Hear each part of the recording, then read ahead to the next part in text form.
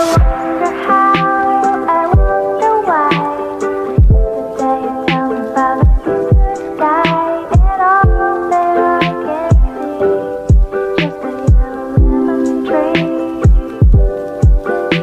I'm turning my head up and down.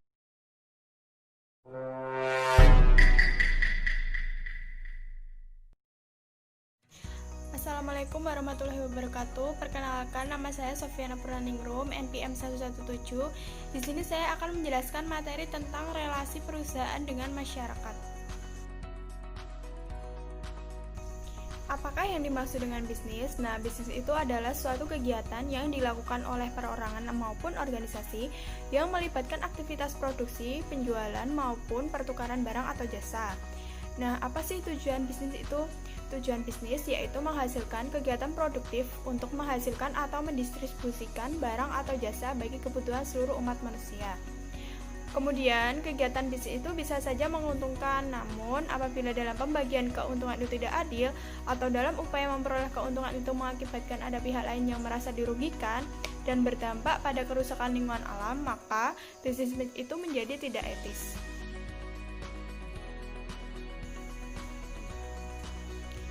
Kemudian, masyarakat dapat didefinisikan sebagai wilayah di lingkungan sekitar perusahaan yang memperoleh pengaruh langsung maupun tidak langsung dari kegiatan perusahaan. Nah, wilayah ini tuh dapat berupa kota, desa, atau wilayah pinggiran. Dan masyarakat itu juga mencakup kelompok-kelompok lain yang terpengaruh tindakan-tindakan perusahaan, seperti masyarakat cyber yang memanfaatkan jaringan internet untuk mengakses informasi, masyarakat peminat tertentu, dan masyarakat pekerja yang tinggal dan bekerja di lokasi dekat perusahaan. Nah, dapat disimpulkan bahwa sebagai bagian dari kehidupan bisnis, masyarakat itu berperan sebagai penghubung antara pemerintah dan perusahaan.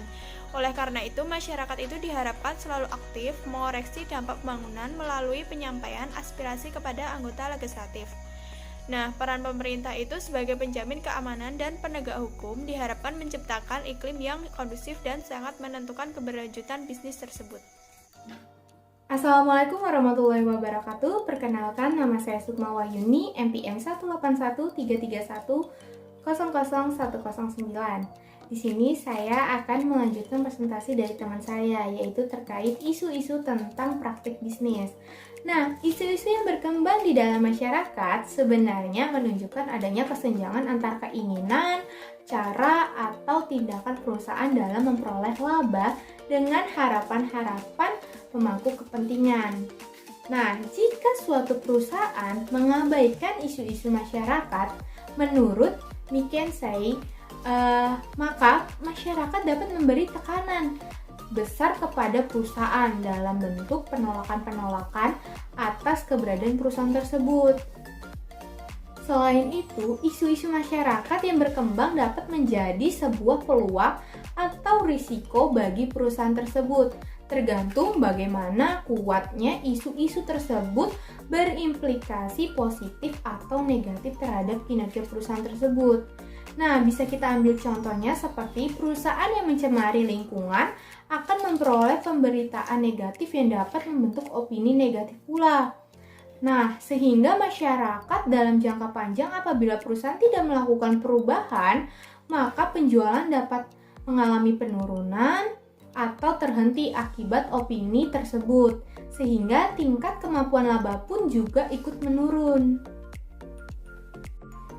Baik, untuk slide yang berikutnya yaitu terkait risiko yang timbul kemungkinan terjadi karena adanya kegagalan aturan bisnis yang ditetapkan oleh perusahaan tersebut, sehingga mengakibatkan kegagalan perusahaan dalam mencapai misinya. Nah, risiko ini dapat berupa seperti risiko asuransi, teknologi, keuangan, pemasaran, dan lingkungan. Nah, seharusnya risiko yang muncul dapat dikelola secara lebih optimal sehingga menghasilkan peluang tersendiri bagi perusahaan tersebut. Banyak cara yang dapat dilakukan perusahaan untuk mengelola risiko agar menjadi sebuah peluang. Salah satunya seperti melalui optimalisasi pemasaran sumber daya yang terbatas. Selain itu juga bisa penerapan standar etika bisnis yang baik, praktik manajemen yang baik, dan pelaksanaan evaluasi secara periodik melalui kegiatan pengendalian perusahaan. Assalamualaikum warahmatullahi wabarakatuh. Perkenalkan, nama saya Nurul Ayu Fikiati, NPM 02, akan melanjutkan presentasi dari Mbak Sukma. Nah, langsung saja, setiap perusahaan perlu berupaya untuk meningkatkan kualitas kehidupan masyarakat melalui berbagai kegiatan pengembangan masyarakat atau yang bisa disebut dengan community development sebagai salah satu bentuk pertanggungjawaban perusahaan terhadap masyarakat. Nah, upaya peningkatan kesejahteraan ini dapat dilaksanakan melalui kebijakan operasional di tingkat manajer atau direktur. Nah, selain itu, perusahaan bekerja sama secara lintas sektoral dengan instansi pemerintah, sekolah, atau perguruan tinggi dan lembaga swadaya masyarakat atau yang bisa disebut dengan LSM yang bergerak dalam bidang pengembangan atau pemberdayaan masyarakat. Nah, terdapat cara lain yang bisa ditempuh untuk melalui peningkatan partisipasi warga sebagai bagian dari strategi atau aktivitas bisnis. Nah, misalnya itu dengan melibatkan warga masyarakat dalam proses perencanaan bisnis perusahaan. Kemudian, pembinaan hubungan perusahaan dengan masyarakat itu telah berkembang pesat, terutama setelah terbentuknya divisi manajemen hubungan masyarakat atau public affair management di banyak perusahaan. Kemudian perkembangan kegiatan yang berkaitan dengan hubungan masyarakat ini dipengaruhi oleh kekuatan eksternal dan internal yang ada dalam perusahaan. Nah, untuk kekuatan eksternal sendiri itu dipicu oleh turunnya kepercayaan masyarakat terhadap institusi bisnis, globalisasi pasar, dan kemudian kecepatan akses internet yang mempengaruhi seseorang untuk memperoleh sumber informasi dari manapun. Nah, pendorong kegiatan hubungan masyarakat yang berasal dari kekuatan internal lebih banyak dikontribusi oleh perbaikan sistem dan hubungan komunikasi antara pihak dalam perusahaan. Selain adanya peningkatan kesadaran dari perusahaan sendiri untuk menyeimbangkan kehidupan, lingkungan sekitar, dan strategi-strategi bisnis dalam mencapai pertumbuhan bisnisnya yang secara berkelanjutan. Perkenalkan, nama saya MK Yamulu, NPM 038. Nah, untuk slide selanjutnya yaitu respon perusahaan atas tuntutan kepada pemangku kepentingan. Nah, tingkatan peran dan keterlibatan pemangku kepentingan itu berbeda-beda, tergantung dari respon perusahaan atas tuntutan pemenuhan kepentingan para pemangku kepentingan. Nah, dalam sebuah perusahaan itu dapat saja mengabaikan kepentingan para pemangku kepentingannya.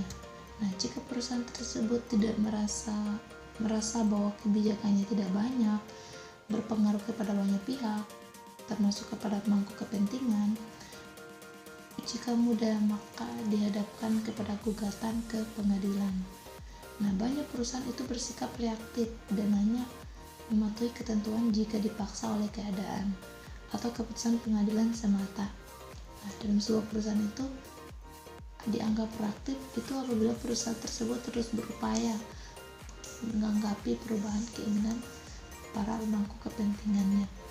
Nah, untuk slide selanjutnya yaitu salah satu ciri-ciri perusahaan proaktif itu adalah memiliki departemen atau divisi khusus yang menangani hubungan dengan masyarakat atau konsumen dan pemerintah. Nah, perusahaan yang mau membuka jalan dialog dengan cara pemangku kepentingan itu disebut sebagai perusahaan yang interaktif. Nah, perusahaan yang interaktif itu sifatnya yang bersifat sadar bahwa dengan saling menghormati, terbuka, dan percaya kepada para pemangku kepentingannya.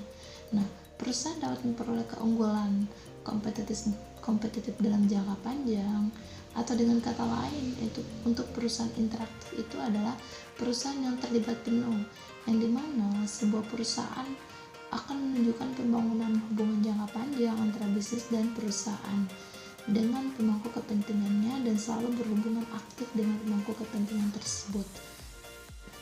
Nah, baik dalam bentuk pertemuan berkala atau bentuk-bentuk keterlibatan yang lain.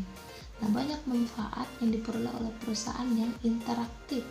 Yang pertama, perusahaan mampu menangkap harapan masyarakat atau pelanggan, termasuk solusi cerdas dan kreatif. Nah, untuk menyelesaikan masalah-masalah sosial yang muncul akibat aktivitas dalam berbisnis di suatu data perusahaan. Nah, yang kedua, itu perusahaan akan dapat atau mampu meminimalkan kritik dan membangun reputasi yang tinggi bagi lingkungan sekitarnya. Nah, sehingga perusahaan tersebut yang diabaikan terhadap lingkungan sekitar itu akan dianggap memiliki reputasi yang buruk, yang dimana dapat berdampak pada kegagalan bisnisnya. Kemudian di sini saya akan menjelaskan kasus yang dikutip dari merdeka.com mengenai sungai yang tercemar di Bekasi akibat perusahaan minuman pada tanggal 11 Januari 2017. Kasus ini menjelaskan bahwa terdapat isu dalam masyarakat terkait pencemaran lingkungan diakibatkan dari perusahaan air mineral, di mana perusahaan tersebut juga sudah merespon isu tersebut dengan memberikan opini bahwa perusahaan tersebut telah mengelola limbah pabriknya terlebih dahulu sebelum dialirkan ke sungai. Akan tetapi, pihak setempat masih menyangkal bahwa limbah tersebut mengandung zat yang berbahaya untuk lingkungan sekitar. Dengan adanya isu tersebut, mengakibatkan perusahaan menjadi terhambat dalam memproduksi air. Kemudian, saran dari kelompok kami seharusnya pihak perusahaan harus lebih baik dalam mengelola limbah, sehingga tidak terjadi kesalahan seperti kasus tersebut, dan alangkah baiknya perusahaan harus merespon isu tersebut dengan cepat agar tidak terjadi dampak negatif yang nantinya akan berdampak terhadap perkembangan perusahaan itu sendiri.